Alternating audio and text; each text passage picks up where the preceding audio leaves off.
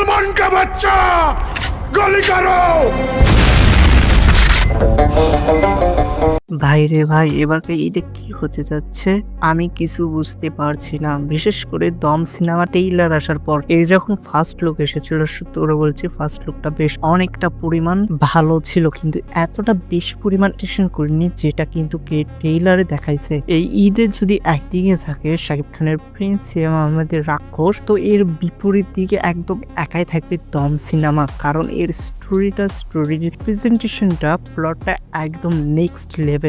যদি এক কথায় বলি তাহলে এটাই বলবো যে বাংলাদেশে তোমরা প্রথম কোনো ইন্টারন্যাশনাল ফিল্মের ভাইব পেতে যাচ্ছ এই দম সিনেমা থেকেই। কারণ আমার জানা মতে আজ পর্যন্ত এরকম টাইপ স্টোরির উপরে কোনো সিনেমাই তৈরি হয়নি বাংলা ইন্ডাস্ট্রিতে। আর এখানে যদি আফরান নিশোর কথা বলি তাহলে পুরো ট্রেলারটাই তুমি তাকেই দেখতে পারবা, তার অ্যাক্টিংকেই দেখতে পারবা। এই ট্রেলারে আফরান নিশোর অ্যাক্টিং দেখে বুঝতে পারলাম কেন এই মুভির ডিরেক্টর আফরান নিশোকে এই সিনেমার স্টোরির জন্য চুজ করেছে। তোমরা যদি ট্রেলারটা ভালো মতো দেখো তাহলে কোনো না কোনো পর্যায়ে গিয়ে তোমায় গুজবাম্প এসে যাবে। বিশেষ করে এই সিনেমায় দুটা ডায়লগ আসে যেটা শুনে পার্সোনালি আমার গুজবাম্প এসে গিয়েছিল। একটা হচ্ছে রানী বাংলাদেশি। এখানে যখনই আমি বাংলাদেশি কথাটা শুনেছি তখনই আমার গুজবাম্প এসে গিয়েছিল। এরপরে যখনই আফরান নিশো বলে আমি বাংলাদেশি মুসলমান, আমাকে গুলি করো, এটা দ্বিতীয় পর্যায়ে গিয়ে আমার গুজবাম্প এসে গিয়েছিল। এই দুটো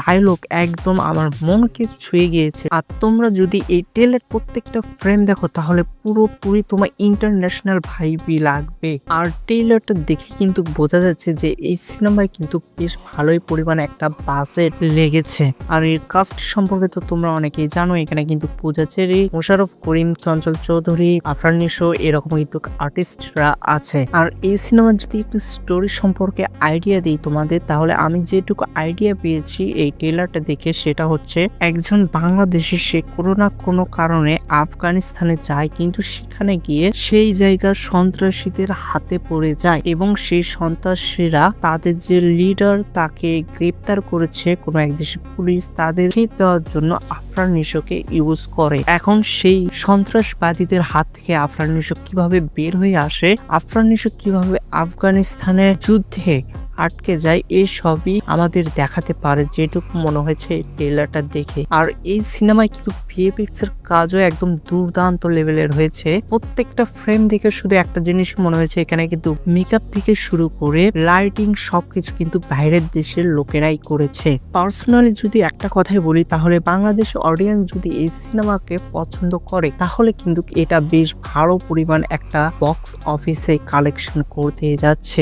সর্বনিম্ন কালেকশন করলে কিন্তু 30 কোটি থেকে 50 কোটি টাকা কালেকশন করতে পারে। তোমরা কে কে ইতিমধ্যে দম সিনেমার ট্রেলার দেখেছো অবশ্যই কিন্তু কমেন্টে জানিয়ে দিবা। আর তোমাদের কার কোন জায়গায় গুজবাম্প এসেছিল অবশ্যই কিন্তু আমাকে কমেন্টে জানিয়ে দেবা। আর তোমরা কে কে দম সিনেমার জন্য অধীর আগ্রহে বসে আছো অবশ্যই কিন্তু কমেন্টে জানিয়ে দেবা। আর অবশ্যই আমার চ্যানেলকে সাবস্ক্রাইব করে দেবা, তাহলে কিন্তু তোমাদের সাথে দেখা হবে নেক্সট আরেকটা ভিডিওতে। যদি তোমাদের ভিডিওটা ভালো লেগে থাকে অবশ্যই লাইক করে দেবা।